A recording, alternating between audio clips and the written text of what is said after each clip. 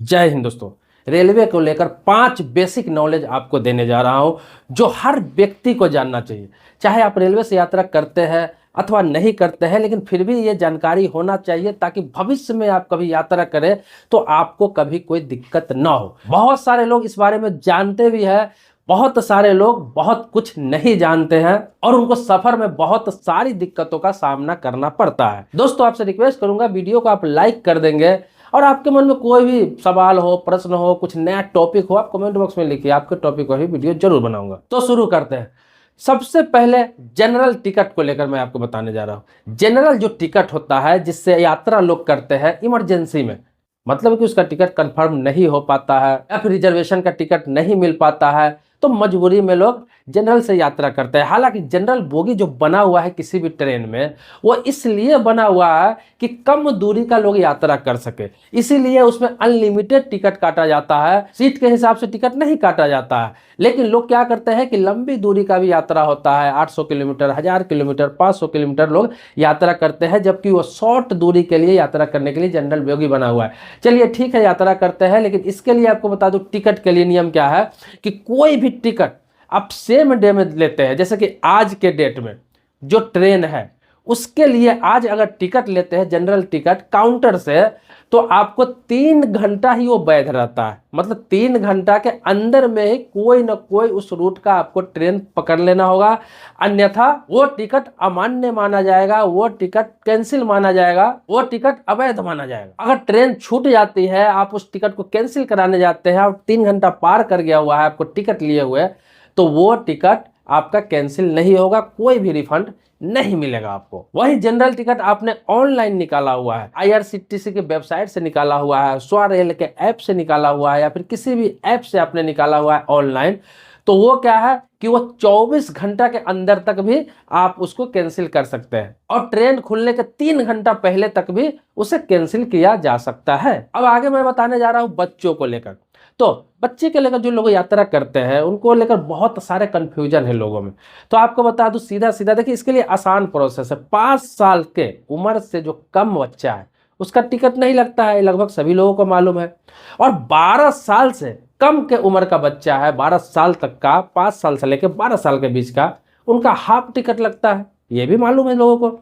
लेकिन इसमें एक कंडीशन है। कंडीशन क्या है जो लोग नहीं समझ पाते हैं? जैसे हाफ टिकट आप ले रहे हैं 5 साल से 12 साल तक के बच्चे के लिए, हाफ टिकट ले रहा है तो उसको सीट अलॉट नहीं होता है। वो हाफ टिकट किस कंडीशन में होता है कि उसके साथ अभिभावक यात्रा कर रहा हो, मतलब उसका पिता हो, माता हो, कोई गार्जियन हो, चाचा हो, मामा हो, कोई भी यात्रा कर रहा है उसके साथ में वो यात्रा कर रहा है तो हाफ टिकट लगता है, क्योंकि एक सीट पहले से है तो उस पर वो साथ में यात्रा कर सकता है। उस बच्चे के लिए सीट अलॉट नहीं होता है। इसके अलावा जो बच्चा होता है 5 साल से नीचे के लिए, उसके लिए भी सेम ही नियम है, उसको भी सीट अलॉट नहीं होता है। जो कोई गार्जियन यात्रा कर रहा है साथ में, उसके साथ वो यात्रा कर सकता है। लेकिन कोई 12 साल से कम उम्र का अकेला कोई बच्चा यात्रा कर रहा है और वो चाहेगा कि मुझे हाफ टिकट लेकर मैं यात्रा करूं, तो वो टिकट मान्य नहीं माना जाएगा, वो टिकट वैध नहीं माना जाएगा। किसी प्रकार का कोई भी सीट उसको अलॉट नहीं किया जा सकता है। अब इसमें एक चीज और बता देता हूं कि वो चाहे 5 साल से नीचे का हो, चाहे 12 साल से नीचे का हो, चाहे आपने हाफ टिकट लिया हो, अन्यथा 5 साल से नीचे का है उसका टिकट आपने नहीं लिया हो, तो इस परिस्थिति में क्या है, उसको सीट नहीं मिलता है। लेकिन आप सीट अलॉट करवाते हैं। अगर आप चाहते हैं कि हाँ 12 साल से कम उम्र का है, मैं उसको सीट लूंगा, तो उस परिस्थिति में आपको पूरा टिकट का रेट देना पड़ेगा। उस परिस्थिति में जितना टिकट का रेट आपका लगेगा उतना ही उस बच्चे का लगेगा, तब जाकर सीट अलॉट होगा। या फिर आप ये चाहेंगे कि 2 बच्चा है, दोनों का हाफ हाफ टिकट ले रहा हूं और एक सीट अलॉट हो जाए दोनों में, तो ऐसा भी संभव नहीं है। आपको स्पेशली एक व्यक्ति के लिए फुल पैसा देकर एक सीट अलॉट करवाना पड़ेगा, तब जाकर ही उसे सीट मिल सकता है, चाहे उम्र उसका कितना भी हो। और फ्री में यात्रा कराना चाहते हैं तो आपको बता ही दिया कि साथ में कोई यात्रा कर रहा है तो उसका हाफ लगेगा, 5 साल से कम वालों को नहीं लगेगा। रेलवे नियम में ये छूट जो है ये शुरू से है। अब आते हैं सीट को लेकर। आप अगर रिजर्वेशन में यात्रा करें, जिसे स्लीपर बोगी कहते हैं, या फिर 3rd एसी में कर रहे हैं, 2nd एसी में कर रहे हैं, या फिर किसी भी रिजर्वेशन बोगी में यात्रा कर रहे हैं, उसमें क्या होता है कि आपका सीट अलॉट होता है। अब स्लीपर में आप है, जब सीट अलॉट होता है तो जो बोगी होता है आपका केबिन होता है, उधर 3-3 सीट होता है। आप देखते हैं 3 एक साइड होता है, 3 दूसरे साइड होता है और 2 होता है सामने, जिसे साइड लोअर और साइड अपर बोला जाता है। तो आपको बता दूं, ये साइड का जो सीट होता है, तो बहुत सारे लोग ऐसे होते हैं जिनका बीच का सीट है, तो वो क्या होता है कि शाम होते ही उसे उठाने लगते हैं सोने के लिए कि मैं सोने जा रहा हूं। अगर वो सीट उठ जाता है तो फिर नीचे के लोग ढंग से बैठ नहीं पाते हैं, उसको भी मजबूरी में नीचे सोना पड़ेगा और ऊपर वाले को ऊपर जाना पड़ेगा।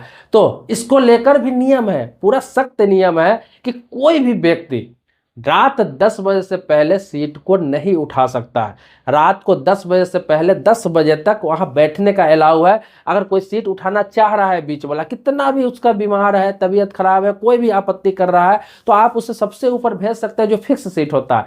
अगर वो जबरदस्ती आपको कर रहा है और आपको बैठना है तो आप कंप्लेन कर सकते हैं टीटी से, या फिर आप उसको रूल बता सकते हैं कि 10 बजे से पहले आप इसे नहीं उठा सकते। हाँ, आप लोग अगर बन रहा है इंसानियत के नाते आप कर सकते हो, अलग चीज है, लेकिन अगर नीचे वालों को बैठना है, नीचे वाला को भी लगता है कि मैं मुझे अभी सोना नहीं है 10 बजे से पहले, मैं 10 बजे के बाद ही सोऊंगा, तो जबरदस्ती बीच वाला सीट नहीं उठा सकता है। यह नियम है कि 10 बजे रात और सुबह 6 बजे तक है। 6 बजे के बाद फिर उस सीट को उठा देना पड़ेगा। 10 बजे के बाद वो फिर सीट को गिरा सकता है, वहां पे सो सकता है, फिर सुबह 6 बजे तक उस सीट को गिरा देना पड़ेगा।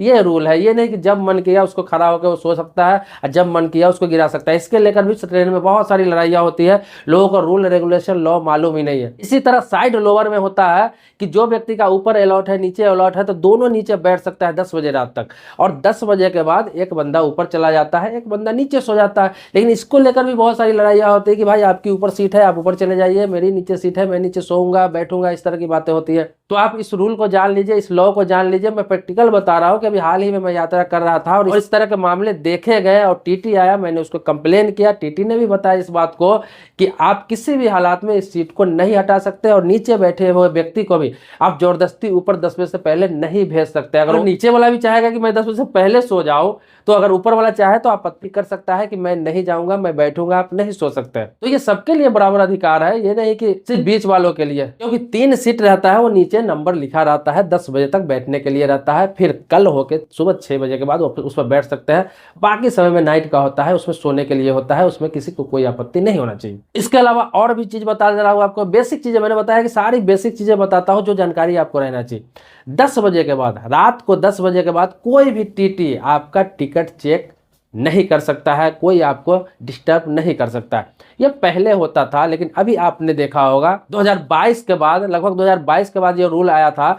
उसके बाद से क्या है कि 10 बजे के बाद कोई भी टीटी टिकट चेक करने के लिए किसी भी बोगी में नहीं आता है। अगर आता है तो उसके खिलाफ आप शिकायत कर सकते हैं 139 पे फोन करके। इसके अलावा ट्रेन में कोई भी आपका सह यात्री आपके आसपास में है, वो तेज आवाज में मोबाइल में गाना नहीं बजा सकता है। उसको अगर सुनना है तो वो कान में लीड लगा ले, ईयरफोन लगा ले, हेडफोन लगा ले, लेकिन तेज आवाज में गाना नहीं सुन सकता है, ताकि अगले यात्री को सोने में डिस्टर्ब हो, या फिर वो कोई काम कर रहा है लेट के तो उसमें उसको डिस्टर्ब हो। अब आगे आपको बताता हूँ कि RAC, जिसका टिकट RAC है, आप 3rd AC में यात्रा कर रहे हैं, 2nd AC में यात्रा कर रहे हैं, आपका टिकट RAC हो गया। RAC में आप जानते हैं कि साइड का जो लोअर होता है उसमें क्या होता है कि नीचे का जो सीट होता है उसमें एक सीट पे 2 बंदों का अलाउड किया जाता है, 2 व्यक्ति को अलाउड किया जाता है, और ऊपर वाले सीट पे 1 होते हैं। तो उसमें क्या होता है कि वो तो सो जाते हैं, एडजस्ट करके तो सो ही जाते हैं, लेकिन वहां पे दिक्कत क्या आती है कि 3rd AC या 2nd AC में रहते हैं तो उनको क्या होती है, सबसे ज्यादा दिक्कत क्या होता है, कंबल का, चादर का, तकिया का।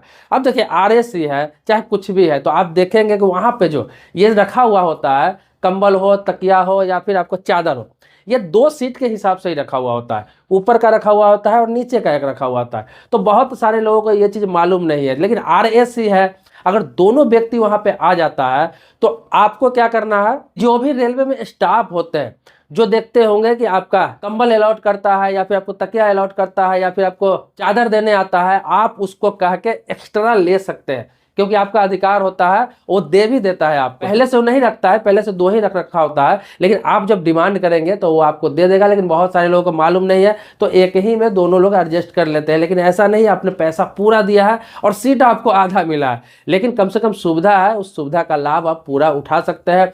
नहीं है तो आप टीटी को भी बोल सकते हैं ये बात। उसके अलावा आपको जो साफ सफाई वाले जो मेंबर आते हैं उनको भी आप कहेंगे तो वो उपलब्ध कराएंगे, उनको बोल के। इसके अलावा पेंटिकार वाले भी आते हैं, उनको भी बोल सकते हैं कि आप उन्हें स्टाफ को भेज दीजिए जो यहाँ पे तकिया वगैरह कंबल वगैरह देते हैं, तो वो आके आपको उपलब्ध करा देगा। सिर्फ उसके कान तक इन्फॉर्मेशन पहुंचना चाहिए, वो खुद आके आपको उपलब्ध करा देगा। आगे आपको और ये चीज बता दे रहा हूँ कि आप थर्ड एसी से यात्रा कर रहे हैं, सेकेंड एसी से यात्रा कर रहे हैं, तो आपको क्या करना है, अगर ये सबसे यात्रा कर रहे हैं तो आप देखते होंगे कि बहुत सारे ट्रेन है, जैसे तेजस हो गया, राजधानी हो गया, वंदे भारत हो गया, ऐसे सब बहुत सारे ट्रेनें हैं जहाँ पे लोगों को मील उपलब्ध कराया जाता है। मतलब लंबी दूरी का यात्रा है तो आपको नाश्ता भी मिलता है, चाय भी मिलता है, खाना भी मिलता है, वो रेलवे की तरफ से मिलता है, उसका कोई चार्ज नहीं होता है, आपके टिकट में इंक्लूड होता है। और बहुत सारे उसी के साथ यात्रा कर रहे होते हैं, बहुत सारे लोगों को उनको नहीं मिलता है, सीट नंबर पूछ पूछ के पार्टिकुलर कुछ लोगों को दिया जाता है, कुछ लोगों को नहीं दिया जाता है।